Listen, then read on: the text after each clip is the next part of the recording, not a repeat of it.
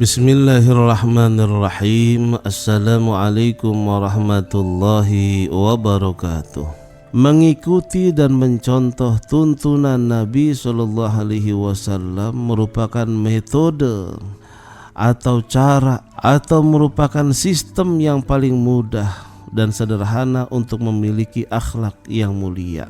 Kita pengen punya akhlak yang mulia, kita contoh kepada baginda Rasul Muhammad SAW yang Al-Quran merupakan gambaran nyata akan perilaku baginda Rasul Muhammad SAW sebagai manusia terbaik dari sisi akhlak maupun penampilan fisik. Rasulullah SAW beliau memberi kepada orang-orang yang memboikotnya, memaafkan orang-orang yang menganiayanya, menjalin ikatan dengan orang-orang yang memutuskannya, berbuat baik kepada orang-orang yang berbuat jahat kepadanya. Nah, semua itu merupakan dasar-dasar akhlak. Kemarin kita sudah menyinggung motivasi untuk kita berakhlak. Nah, sekarang bagaimana kita berakhlak yang mulia? Tentunya kita mencontoh dari orang yang paling mulia yang diajarkan langsung oleh yang maha mulia, yaitu Rasulullah SAW Muhammad. Kita harus mengikuti beliau dalam setiap tingkah lakunya, kecuali apa yang telah Allah Ta'ala khususkan baginya, karena keistimewaan tersebut tidak dapat diberikan kepada selain beliau. Seperti kenabian, kita tidak bisa menjadi nabi, tidak bisa mencontoh supaya kita menjadi nabi, karena kenabian itu khusus anugerah Allah untuk Nabi Muhammad SAW. Kemudian wahyu hanya khusus diturunkan kepada para nabi dan rasul. Nikah lebih dari 4 istri itu kekhususan untuk Rasulullah SAW, karena beliau menikah bukan hanya semata-mata hawa nafsu, tetapi itu adalah wa ma yantiqu anil hawa in huwa illan wahyun yuha. Illa wahyun yuha, itu petunjuk atau wahyu dari Allah Subhanahu wa Ta'ala. Diharamkan menikah istri-istri beliau. Yang menikahi istri-istri beliau itu hukumnya haram setelah beliau wafat. Diharamkan memakan dari sedekah. Kalau kita mungkin boleh, karena kita kategori fakir miskin mungkin itu boleh. Tapi beliau meskipun dikategorikan fakir dan miskin, beliau mengharamkan dirinya untuk memakan sedekah. Makanya ada Salman Al-Farisi ketika beliau mencari Rasulullah SAW di kota Mekah, ada seorang pendeta yang mengatakan cari yang namanya Muhammad. Ciri-cirinya bagaimana? Muhammad kan banyak di kota Mekah. Ciri-cirinya dia tidak menerima sedekah. Ditanyalah di kota Mekah, nama kamu Muhammad. Ketika dikasih sedekah terima, itu namanya bukan Muhammad Rasulullah. Tapi ketika ditanya siapa kamu, Muhammad. Ketika diberikan sedekah dia tidak mau, mengharamkan dirinya untuk menerima sedekah. Nah, itulah ketika itu pula Salman Al-Farisi mengatakan asyhadu an la ilaha illallah wa asyhadu anna Muhammadan Rasulullah, masuk ke dalam Islam. Nah, di antara contoh dari apa yang dicontohkan oleh Rasulullah SAW kepada umatnya, dari beberapa akhlak terpenting yang didakwahkan Nabi SAW dan dicontohkan dalam perilaku akhlaknya. Beberapa akhlak terpenting yang didakwahkan Nabi SAW kemudian dicontohkan dalam perilaku akhlaknya agar, sekali lagi, agar menjadi suri tauladan bagi setiap muslim dalam berakhlak dan memantapkan dirinya untuk mendapatkan akhlak mulia. Allah berfirman dalam surah Al-Ahzab ayat 21 nih, kita hafal semuanya nih, hampir setiap musim maulid dibacakan. Laqad kana lakum fi rasulillahi uswatun hasanah, sungguh sudah ada pada diri Rasulullah itu bagi kalian contoh yang baik. Liman kana yarjullaha wal yawmal akhir, bagi orang-orang yang mengharap rahmat Allah dan juga kedatangan hari kiamat, dan dia banyak menyebut Allah. Wa zakarallaha katsira. Jadi Allah sudah mendeklarasikan bahwa di diri Nabi Muhammad ada contoh buat kita yang baik, uswatun hasanah.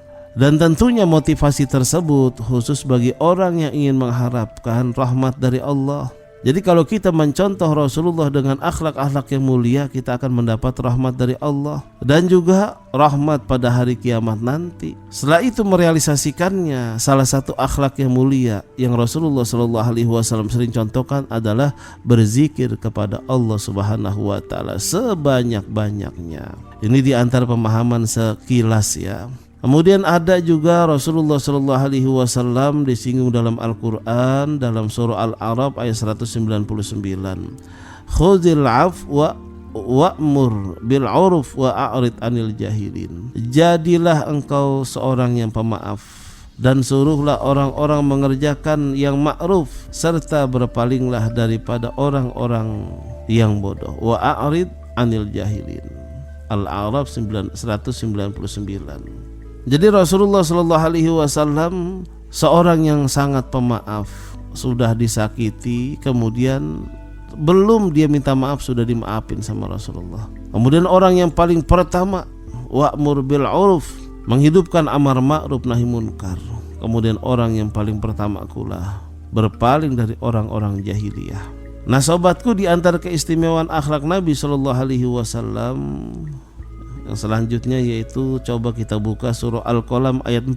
Surah Al-Qalam ayat 4. Dan sesungguhnya kamu benar-benar berbudi pekerti yang sangat agung. Innaka la'ala khuluqin azim wa innaka la'ala khuluqin azim.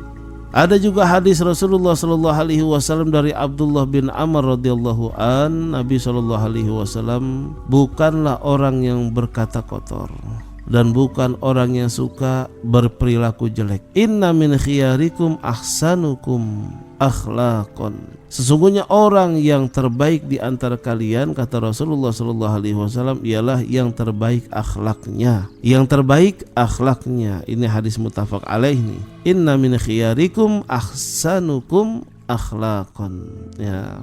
Ada yang mengatakan ahsanakum akhlaqan, yang paling bagus akhlaknya. Ada dari Anas radhiyallahu an berkata, saya selama 10 tahun, Anas bin Malik ya, saya selama 10 tahun menjadi pembantu Rasulullah SAW. Saya tidak pernah mendengar beliau mengucapkan kepadaku kata-kata yang tidak enak di hati. Jadi selama 10 tahun itu pembantunya belum pernah mendengar kata-kata perintah, kata-kata suruh, kata-kata yang tidak mengenakan hati. Luar biasa. Dan tidak pula mengucapkan kenapa kamu berbuat ini, serta tidak mengatakan seharusnya kamu begini. Nah sobatku yang Allah sayangi, ini persaksian dari Anas radhiyallahu an. Beliau menjadi pembantu Rasulullah selama 10 tahun. Belum pernah Rasulullah menghardiknya, memakinya, ngomelinnya. Tapi kalau kita, Masya Allah, dalam sehari 10 kali ngomel kalau punya pembantu. Ngatur-ngatur mulu lagi, kamu seharusnya begini, kamu seharusnya begitu. Sementara Rasulullah SAW tidak pernah mengucapkan kenapa kamu seperti itu, kenapa kamu berbuat itu.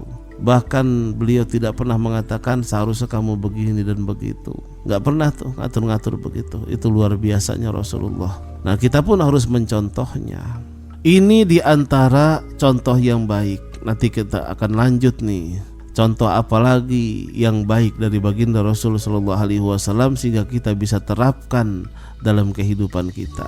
Jadi kita mencontoh bagaimana Rasulullah menyikapi baik dalam keluarganya.